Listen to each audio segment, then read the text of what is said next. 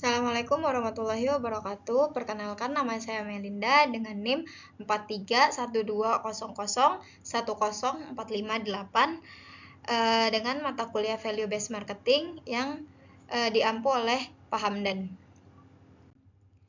Pertama, saya akan menjelaskan tentang value marketing. Apa sih value? Nah, value atau nilai adalah sebuah konsep yang sangat populer dalam berbagai bidang ilmu. Dalam bidang ekonomi, nilai dikenal sebagai utilitas atau utility, yaitu kegunaan produk bagi konsumen.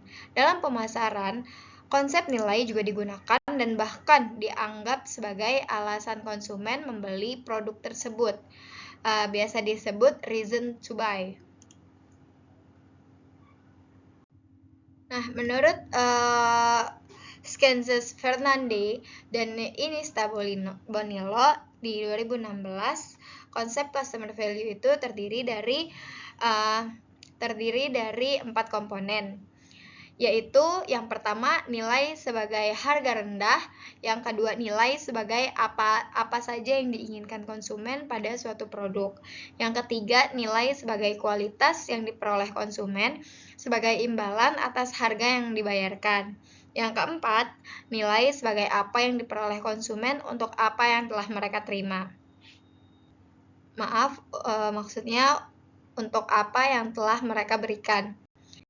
Kemudian di sini ada competitive advantage yang merupakan sebuah konsep keunggulan bersaing yang tidak hanya dipahami dengan memandang sebuah perusahaan sebagai suatu keseluruhan, akan tetapi dari berbagai aktivitas yang berlainan yang dilakukan oleh perusahaan tersebut dalam menginovasi produk, memproduksi, memasarkan, menyerahkan, dan mendukung produknya menjadi lebih baik dibandingkan pesaing terdekatnya.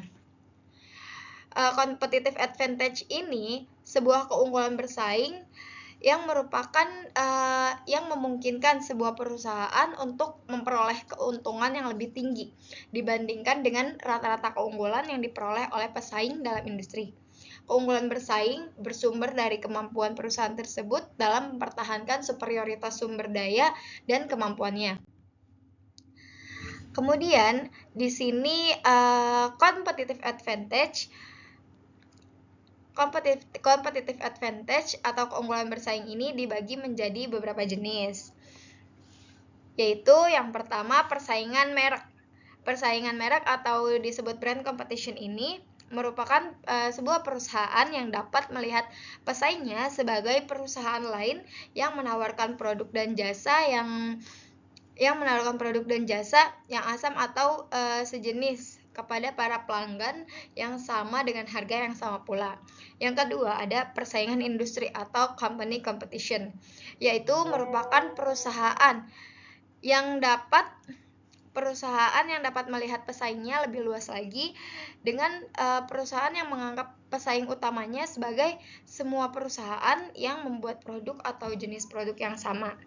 Yang ketiga, persaingan bentuk atau firm competition, merupakan sebuah perusahaan yang dapat melihat pesaingnya dengan lebih luas lagi, yaitu semua perusahaan yang menghasilkan produk serta memberikan manfaat yang sama. Kemudian yang keempat ada persaingan umum atau yang disebut public competition. Public competition merupakan perusahaan yang dapat memandang pesaing utamanya dengan lebih luas lagi, yaitu semua perusahaan yang bersaing untuk konsumsi rupiah yang sama. Kemudian di sini saya akan membahas tentang marketing capability. Apa sih marketing capability itu? Marketing capability didefinisikan sebagai sebuah pola yang diterapkan oleh perusahaan dalam menggunakan sumber daya serta telah menjadi rutinitas dari waktu ke waktu.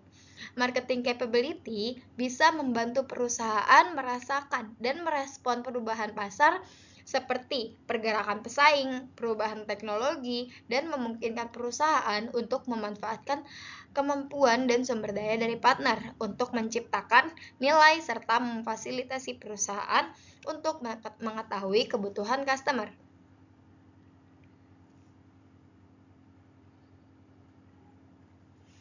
Nah, marketing capability ini juga mencakup keterampilan dan kompetensi yang berkaitan dengan Pengumpulan informasi pasar, menyebarkan informasi tersebut dalam seluruh perusahaan, menciptakan customer relationship dan supplier relationship untuk mencapai keberhasilan perusahaan. Keberhasilan ini memerlukan tindakan yang tegas dari perusahaan untuk berpegang terhadap market knowledge, karena hal tersebut secara signifikan berhubungan dengan kemampuan perusahaan untuk memanfaatkan peluang baru. Hal ini dapat membantu perusahaan untuk mengembangkan produk-produk baru atau memperbarui produk yang sudah ada dengan fitur dan atribut baru untuk agar mampu menghadapi persaingan. Untuk menjadi perusahaan yang unggul, setiap perusahaan harus bisa memberikan respon yang cepat dan inovasi produk yang fleksibel, serta digabungkan dengan kemampuan yang dimiliki oleh sektor marketing dalam perusahaan. Dengan demikian, inovasi memiliki keberhasilan upaya perusahaan dalam mengembangkan marketing capability. Marketing capability ini memiliki dua kumpulan di marketing capability yang berbeda yang diterapkan perusahaan di pasar menurut Voorhees Morgan dan O3 2009. Yang pertama, specialized marketing capabilities. Specialized marketing capabilities ini merupakan kemampuan fungsional yang dibentuk dengan menggunakan integritas knowledge yang dimiliki oleh tenaga kerja marketing perusahaan. Bagian ini mencerminkan kegiatan pemasaran yang spesifik seperti komunikasi pemasaran, personal selling, harga, pengembangan produk, dan saluran distribusi. Specialized marketing capabilities sangat penting bagi perusahaan dalam menekankan strategi pemasaran berdasarkan diferensiasi, karena komunikasi yang baik akan bermanfaat bagi pelanggan. Yang kedua ada architectural marketing capabilities, yaitu kemampuan perusahaan dalam mengarahkan koordinasi dari specialized marketing capabilities, sehingga penyebaran sumber daya bisa sampai pada tujuan perusahaan. Hal ini mendukung strategi diferensiasi dengan mengumpulkan informasi dari pasar dan mengembangkan rencana pemasaran. Architectural marketing capabilities memberikan perencanaan dan koordinasi yang dibutuhkan untuk memastikan bahwa aktivitas pemasaran sudah efektif dilakukan perusahaan. Marketing capabilities memiliki 8 faktor utama dalam bagi perusahaan untuk mengukur keberhasilan kemampuan pemasaran perusahaan. Yang pertama, pricing capabilities. Pricing capabilities ini perusahaan yang memiliki kemampuan untuk menetapkan harga yang sesuai dengan perkembangan pasar dan kondisi pesaingnya. Harga yang ditetapkan sesuai dengan kemampuan daya beli target customer dan sesuai dengan nilai produk dan jasa yang ditawarkan. Yang kedua, new product development capability. Perusahaan ini memiliki kemampuan untuk mengembangkan dan meluncurkan produk baru yang memenuhi kebutuhan dari pelanggan. Perusahaan mampu memberikan produk atau layanan baru kepada customer seiring dengan kebutuhan dan keinginan customer yang terus berkembang. Yang ketiga, channel management capabilities. Perusahaan memiliki kemampuan untuk mengatur para distributor dari perusahaan dalam memberikan nilai tambah bagi praktek distribusi. Yang keempat, marketing communication capabilities, yaitu perusahaan yang memiliki kemampuan untuk mengatur persepsi customer value, mampu meyakinkan customer untuk memiliki persepsi produk yang positif sehingga membangun brand image yang berbeda. Yang kelima, selling capabilities. Perusahaan memiliki kemampuan untuk mengembangkan manajemen dan sistem penjualan serta menyediakan pelatihan bagi sales representatives. Yang keenam, market information management. Market information management capabilities ini merupakan perusahaan yang memiliki kemampuan untuk memperoleh informasi mengenai customer utama serta melakukan analisa terhadap informasi tersebut untuk mengembangkan program pemasaran yang efektif. Yang ketujuh, marketing planning capabilities. Perusahaan memiliki kemampuan untuk merencanakan strategi pemasaran yang efektif dengan menggunakan hasil analisa informasi mengenai customer yang sudah dianalisa sesuai dengan target perusahaan. Kemudian yang terakhir ada marketing implementation capabilities, yaitu merupakan perusahaan yang memiliki kemampuan untuk mewujudkan strategi pemasarannya yang sudah direncanakan kepada pasar yang baik. Kemampuan pemasaran perusahaan sangat diperlukan dalam menciptakan hubungan berkelanjutan dengan pelanggan. Hal ini diharapkan agar mampu menjadi modal utama dalam menciptakan ikatan antara customer dengan perusahaan, sehingga memberikan daya saing yang berbeda bagi perusahaan.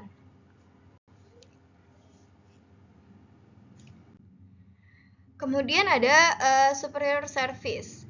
Beralih ke superior service, pengertian dari superior service di sini sama halnya dengan service quality atau kualitas pelayanan, yaitu merupakan pencapaian dalam upaya menjawab semua kebutuhan konsumen. Pelayanan yang diberikan pihak perusahaan kepada konsumen bertujuan untuk mengambil hati konsumen tersebut supaya akhirnya bersedia untuk membeli produk yang ditawarkan. Dalam membangun superior service, kita perlu melakukan service excellence. Service excellence dalam istilah bahasa Inggris berasal dari kata service yang berarti layanan dan excellent yang berarti unggul atau baik.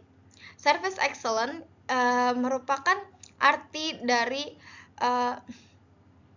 dapat didefinisikan sebagai suatu upaya untuk memberikan layanan terbaik bagi orang-orang yang mendukung manfaat pelayanan yang memungkinkan kepuasan yang lebih optimal.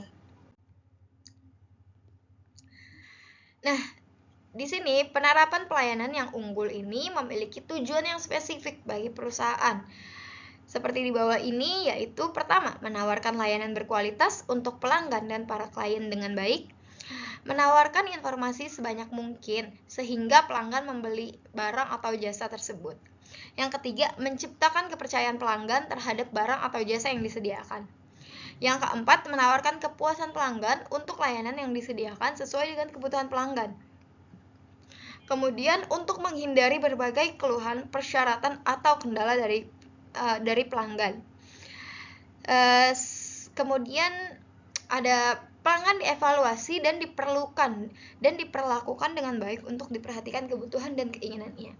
Dan yang terakhir, untuk menumbuhkan dan mempertahankan kepercayaan diri dan kesetiaan pelanggan tentang barang dan jasa yang disediakan perusahaan. Kemudian di sini saya akan membahas terkait value in use. Apa sih value in use itu? Value in use merupakan nilai pakai, yaitu sebuah kemampuan suatu barang untuk dapat memuaskan kebutuhan. Misalnya buku pelajaran ekonomi, tas sekolah, buku tulis, beras, tekstil, perumahan, dan kendaraannya. Yang semuanya itu memiliki nilai pakai. Tinggi atau rendahnya nilai barang tersebut ditentukan oleh intensitas kebutuhan, tempat, dan waktu. Tingkat kebergunaan atau tinggi rendahnya nilai dipengaruhi oleh intensitas kebutuhannya mereka sendiri. Seperti contohnya, mobil akan memiliki nilai pakai tinggi apabila digunakan pada saat musim hujan, musim panas, dan digunakan orang yang sering berpergian.